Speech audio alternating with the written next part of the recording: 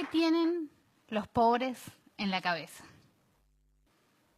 Mucha gente se lo pregunta. Seguro se lo escucharon alguna vez a alguien preguntárselo. ¿Qué tienen los pobres en la cabeza? Se lo preguntan cuando nos ven tener muchos hijos, cuando nos ven ser violentos, cuando nos ven usar unas zapatillas que parecen traídas de otro planeta. Pero sobre todas las cosas cuando ven que los pobres seguimos siendo pobres. ¿Por qué los pobres no salimos de la pobreza? ¿Por qué repetimos las historias? ¿Nos gusta vivir así? Mi nombre es Mayra Arena y tengo casi todos los estigmas que se pueda tener de pobre. Soy hija de madre adolescente, no tengo padre, somos un montón de hermanos, ninguno tiene padre. Dejé la escuela a los 13, fui mamá a los 14 y podría seguir. Pero antes de que se ponga medio deprimente, les quiero contar un descubrimiento que hice cuando era chica y que nunca le conté a nadie. Lo mantuve en secreto todos estos años y se los voy a contar hoy. Cuando yo era chica, soy de Villa Caracol, una de las villas más pobres de Bahía Blanca, donde yo crecí no había baño. Resolvíamos ese tema como podíamos, pero nadie de la villa tenía baño. Por supuesto que yo conocía baños, baño de la escuela, algún baño de algún lugar público, pero nunca había ido al baño de una casa. Una tarde, una amiguita me invita a jugar a su casa y, por supuesto, en la tarde de juego, en un momento, pido pasar al baño. ¿Cuándo pasó? Mi sorpresa. Digo, tienen 2 inodoros. ¿Por qué en una casa tienen 2 inodoros? Digo, ¿es uno para los grandes y otro para los chicos? ¿Es uno para las mujeres y otro para los varones? Me pongo a mirarlos bien y descubro que el segundo inodoro no tiene pozo, sino esta chapita de desagüe. Entonces digo, ese es el inodoro del pis. El secreto que les quería contar es que durante años hice pis en el bidet de mi amiga. Y lo que no les voy a contar es hasta qué edad seguí creyendo que ese era el inodoro del pis. Ese es un secreto que morirá conmigo. Pero volviendo al tema de qué tenemos los pobres en la cabeza, uno se empieza a dar cuenta que es pobre más que nada cuando entra en el sistema escolar. Yo me acuerdo cuando empecé el colegio, todos mis compañeritos tenían los útiles de los dibujitos que les gustaban y yo ahí con mis útiles del Estado. Yo me acuerdo, yo tenía una cartuchera del Hombre Araña y una carpeta de motos. Y mis compañeritas, en su inocencia, venían y me decían, ay, esas son cosas de varón. Y yo, que me moría de ganas por tener algo como las otras nenas, pero jamás lo iba a reconocer, les decía, sí, me encantan las cosas de varón. Y al rato, de la nada, o aparentemente de la nada, a esa que me decía que mis cosas eran de varón, iba y la agarraba de los pelos. La maestra no entendía nada. Era un arranque violento aparentemente de la nada. La realidad es que la violencia empieza a ser una forma de vengarse de los demás por todo eso que ellos tienen y vos no. Pero además, incorporamos erróneamente la idea de que cuando somos violentos nos tienen otro respeto. Porque cuando uno empieza a ser violenta, te dejan de preguntar por qué tenés las zapatillas rotas, por qué tu mochila es tan vieja, por qué nunca traes lo que pide el aceño, por qué tus útiles son de varón. Y como no tengo fotos de mis útiles, y como casi no hay fotos de cuando era chica, tengo para mostrarles mi disfraz de la época colonial, que es un papel celofán cortado en tiritas. Y esta foto la pude recuperar gracias a que al día de hoy sigo siendo amiga del caballero del medio.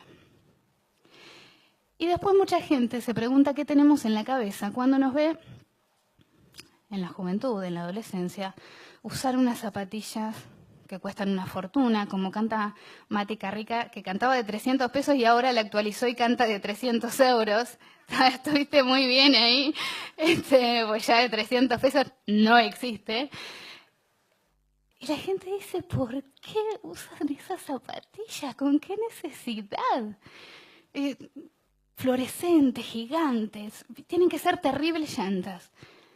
La realidad es que después de tantos años, con zapatillas encontradas en la basura o rescatadas de algún lado, con útiles del Estado, con ropa heredada del primo, con camperas donadas de la iglesia o de algún vecino, después de tantos años de todo eso, el día que te podés comprar un par de zapatillas no te alcanza con poder comprártelo. Se tiene que notar que te la compraste. Y sentimos que así van a pensar que no somos tan pobres. Nos sentimos mucho menos pobres con esas zapatillas. Sentimos que así nadie se va a dar cuenta ya, todos los años que pasamos con zapatillas encontradas en la basura. Pero además de que usamos estas zapatillas traídas de otro planeta y de que somos violentos porque creemos que así nos van a respetar o que así nos vengamos de todo lo que tienen los otros, además somos vagos. No sé si alguna vez tuvieron un albañil laburando en su casa, pero yo les puedo asegurar que el tipo el lunes no aparece. La gente dice, ¿por qué? ¿Por qué no trabajan? ¿No nos gusta trabajar? ¿Vivimos de planes? Como muchos dicen. Antes no había planes y éramos igual. La realidad es que esto viene marcado desde la infancia y hay una diferencia muy grande con la que yo insisto siempre, y es que no es lo mismo la pobreza estructural que la pobreza esporádica. La pobreza esporádica la han conocido la mayoría de los argentinos. Es cuando el jefe o jefa de familia se quedó sin trabajo, se conocieron los fideos blancos, se empezó a caminar en vez de andar en auto y se sobrevivió, pero siempre tuvieron a sus padres trabajando todos los días o saliendo a buscar laburo todos los días y sobre todas las cosas mandándolos a la escuela todos los días. Los que crecemos en la pobreza estructural, los que crecemos en los márgenes de la sociedad, vamos a la escuela cuando podemos, cuando se puede. Jamás nadie nos enseña que hay que cumplir algo de lunes a viernes, jamás adquirimos la costumbre de madrugar todos los días. Y como ustedes saben, todo lo que uno no aprende de chico es muy difícil incorporarlo de grande. Y después ocurre que los empleadores te dicen, no, contrata un pibe, no viene nunca, siempre le pasa algo, pierde el colectivo. Y uno dice, ¿por qué? ¿Por qué no vamos a trabajar? La realidad es que no tenemos incorporado el ritmo laboral. Pero cuando más se pregunta a la gente qué tenemos en la cabeza los pobres, es cuando nos ven tener muchos hijos. La gente se desespera cuando ve que los pobres tenemos hijos. Y yo después de contarles esto, de que somos violentos porque creemos erróneamente que así nos van a respetar y de que usamos estas zapatillas porque creemos que así nos vamos a ver menos pobres y de que somos vagos porque no tenemos incorporado el ritmo laboral, me gustaría tener algo más anecdótico o más entretenido para explicarles por qué tenemos hijos, pero es mucho más simple. Los pobres tenemos hijos porque es lo único que podemos tener. Y tenemos muchos, porque encontramos en cada hijo una razón para levantarnos todos los días, a pesar de nuestra pobreza. Y ustedes dirán, ¿por qué esta piba que creció así y que cuenta que vivió así, hoy está parada acá contándoles esto? Y es una pregunta legítima. La realidad es que una familia que te invita a su casa a jugar te enseña mucho más que usar el baño. Te enseña que la vida puede ser de otra manera, que te la podés ganar de otra manera y que la podés vivir de otra manera. Pero no solamente yo aprendí de ellos eso, ellos también lo aprendieron de mí y de mi familia. Y yo no sé si ustedes son el amigo que presta el baño o el amigo que se sorprende del baño del otro amigo, pero está bueno juntarse con gente con un baño diferente. Y no solo por el hecho de que te enseña que hay otras maneras de ver la vida, sino por lo más importante, y lo que a mí me llevó muchísimos años a entender, porque yo estuve muchos años muy enojada por los útiles, los disfraces, las zapatillas, pero entendí que nadie elige con qué baño nacer. Yo sé que hemos avanzado mucho los argentinos como sociedad, muchísimo. Sé que antes era un crimen ser homosexual y hoy en cambio nos parece un escándalo que se ataque a alguien por su sexualidad. Antes era un pecado ser mujer y pretender hacer algo más que no fueran las tareas del hogar, y hoy en cambio es un escándalo que nos quieran asignar una tarea por el hecho de ser mujeres. Y yo celebro que nos escandalicemos ante esas cosas. Pero hay algo ante lo que no nos escandalizamos. No nos escandalizamos con la pobreza. Vamos por la calle y vemos un tipo durmiendo a la intemperie y no nos escandaliza.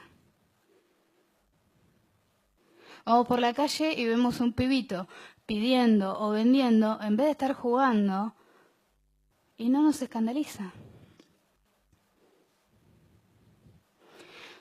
Yo no vine acá a dar esta charla para pedirles que se escandalicen ahora todo el tiempo cada vez que ven un pobre, ni que corran a invitarlo a pasar a su baño.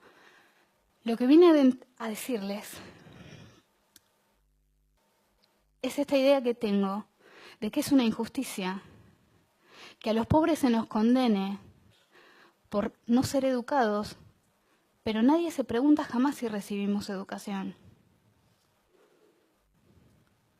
Y a los pobres se nos condena por no ser respetuosos, pero nadie se pregunta si alguna vez recibimos respeto. Y si me pongo un poco más sentimental y abstracta, a los pobres se nos juzga mucho por ser fríos, por no ser amorosos, pero nadie se pregunta nunca si alguna vez recibimos amor. A mí me gustaría decirles, yo sé que cuesta mucho entender cómo somos y qué tenemos en la cabeza, y sé que es muy difícil comprender y ponerse en los zapatos del otro, y sé que muchas veces se enojan cuando nos ven ser como somos.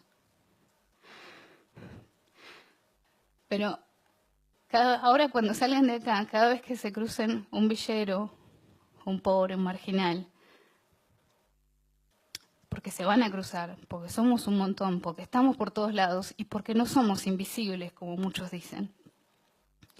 Pero cuando se lo crucen, antes de enojarse, antes de preguntarse qué tienen estos tipos en la cabeza, me gustaría que piensen, si se hubieran enojado con una nena que les hizo pis el bidet porque nunca había visto un baño. Muchas gracias.